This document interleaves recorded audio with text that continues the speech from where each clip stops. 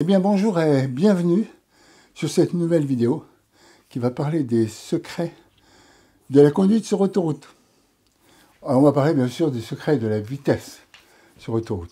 Donc ici, on va parler de tous ces aspects-là, la tolérance 5%, la tolérance sur la vitesse, qu'est-ce que c'est que la vitesse réelle, comment calculer cette vitesse réelle, qu'on appelle la vitesse chrono aussi. Quelle est la vitesse limite en définitive en additionnant toutes ces choses, ces écarts? Ensuite, quelle est l'allure repos? C'est moi qui appelle ça l'allure repos. Et comment la vitesse est coordonnée avec le temps? Et quel est le rapport avec le dépassement? Alors, première chose, donc, vous allez voir qu'il y a quelques calculs, évidemment, de pourcentage, mais je vous renvoie pour ça à mes vidéos sur les pourcentages. Donc ici, c'est les fameux 5% de tolérance, qui sont une tolérance qui est pas pour l'automobilisme, mais qui est liée en fait aux appareils de mesure. Donc 130, il y a 5% de tolérance, donc ça fait 130 fois 1,05, ça vous fait une tolérance donc à 136,5 km/h. Donc dans l'absolu, si vous roulez à 136,5 km/h, vous n'êtes pas pénalisé, vous n'êtes pas en dépassement. Maintenant, il y a une différence entre la vitesse affichée au compteur et la vitesse réelle de votre voiture. Et cette différence, quand vous êtes à une vitesse compteur de 130 km/h, en réel, vous êtes plus à 127, 128. Vous avez une perte de 2 à 3 km/h. Pourquoi? Eh bien, tout simplement parce que votre chronomètre, enfin votre compteur voiture, enregistre la vitesse transmise par le moteur aux roues, mais les roues patinent légèrement, surtout quand vous êtes à 130 km/h. Et évidemment, en fonction de l'état de vos pneus, l'écart peut être encore plus grand. Mais disons qu'on a souvent ces 2-3 km d'écart à cette vitesse-là. C'est-à-dire que quand votre compteur affiche 130, en réel, vous êtes à 127, 128, ce qui fait que vous pourriez ajouter 3 km/h à cela. C'est-à-dire que vous pourriez vous retrouver au compteur à 139 et vous seriez toujours dans les temps. Maintenant, je vous indique comment calculer cette vitesse réelle. C'est un peu amusant. Moi, je le fais souvent, mais vraiment pour vous amuser parce que ça n'a pas un grand intérêt. Ce que je fais, c'est qu'il faut avoir un passager. Ne le faites pas tout seul. Vous avez un passager, vous lui dites de prendre votre téléphone et ici de vous mettre prêt au départ sur le chrono. Il y a un chronomètre sur le téléphone.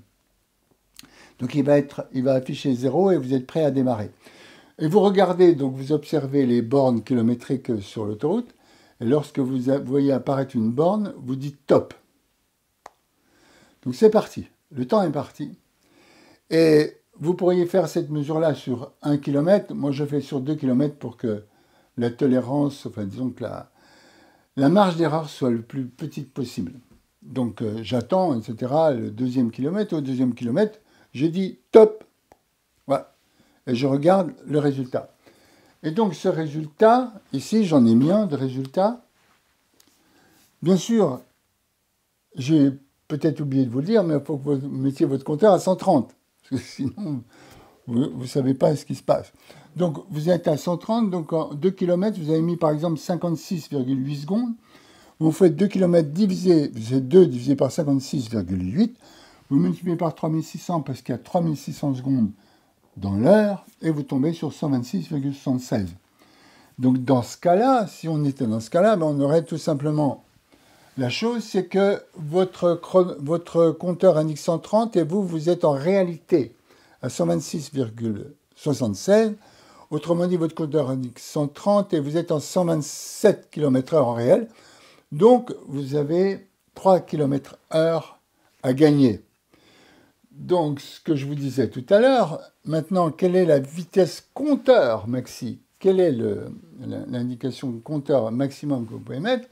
Eh bien, vous pouvez mettre 136,5 parce qu'on a vu que c'est la tolérance. Vous rajoutez les 3 de patinage, etc.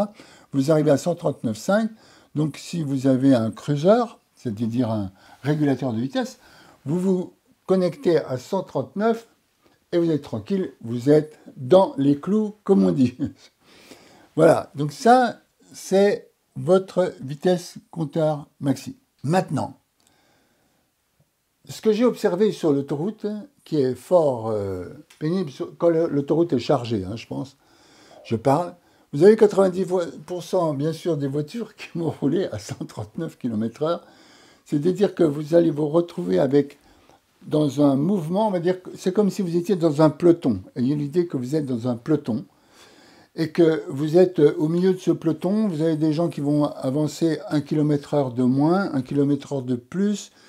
Donc 1 km/h de moins, vous allez, pour les dépasser, vous allez mettre un temps infini parce que vous êtes déjà à 139.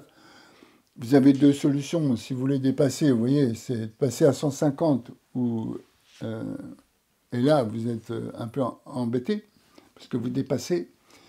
Donc, vous êtes dans un peloton et vous avez beaucoup d'attention sur le fait de dépasser ou d'être dépassé parce que celui qui va vous dépasser, il va mettre 3 minutes à vous dépasser parce qu'il va essayer de rouler à 139, 140 sans dépasser trop.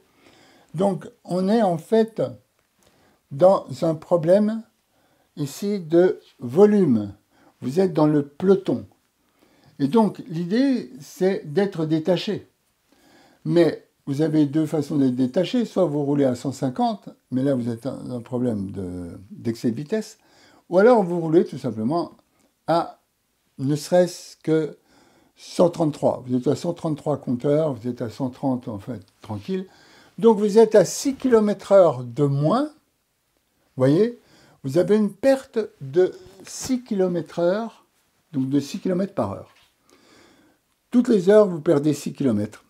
Mais l'avantage, tranquille, c'est que vous êtes tout seul. Vous êtes en dehors du peloton. Vous êtes échappé à l'arrière, si je puis dire. Vous voyez l'idée. Tentez-le et vous verrez si ça vous convient. Maintenant, quand vous faites cette perte de 6 km/h, qu'est-ce que vous perdez à votre réunion entre amis qui vous demande 1 heure de trajet? Vous avez perdu 3 minutes à peu près pour 3 heures de repas. C'est-à-dire que vos 6 km/h, vous perdez 6 km toutes les heures, donc vous êtes, on va dire, 6 km en retard par rapport au premier qui est arrivé, qui a franchi la ligne d'arrivée. Donc, il vous reste 6 km à parcourir, 6 km à 130 km/h, et bien ça équivaut tout simplement à une perte ici de moins de 3 minutes. Vous avez perdu moins de 3 minutes et vous allez chez des amis et vous allez avoir 3 heures de repas, de bons moments. Et vous n'avez perdu, je dirais, que 3 minutes. Et vous avez été peinard, tout seul, échappé à l'arrière. Si vous avez 2 heures de trajet, vous avez perdu, en gros, 5 minutes 30. Donc la façon de calculer, c'est-à-dire que vous avez perdu 6 km dans 1 heure. En 2 heures, bien sûr, vous aurez perdu 12 km, parce que vous avez fait 6 km de moins par heure. Donc sur 2 heures, vous avez perdu 12 km. 12 km à 130 km/h, vous divisez par 130, et vous multipliez par 60, et vous arrivez à 5 minutes 30. 5 minutes 30 secondes, c'est tranquille. Maintenant, je reviens, dernier point sur l'histoire du dépassement, c'est que lorsque vous roulez à 130, 133, et que vous avez dépassé une voiture, vous avez une marge de 10 km/h. Vous voyez, tranquille, vous appuyez sur le champignon, vous déboîtez, vous remboîtez, tranquille.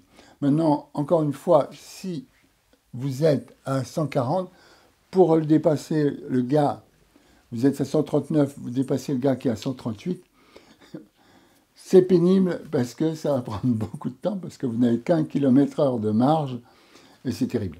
Voilà, ça va prendre beaucoup de temps. Donc c'est ça mes conseils en ce qui concerne la vitesse sur autoroute, et puis je pense que vous pourrez vous amuser avec tous ces calculs et ne plus avoir d'attention dessus sur ces calculs qui concernent la vitesse sur autoroute. Et puis bon voyage, bon trajet, bon repas entre amis, bon rendez-vous d'affaires. Je vous remercie de votre attention et je vous dis à très bientôt.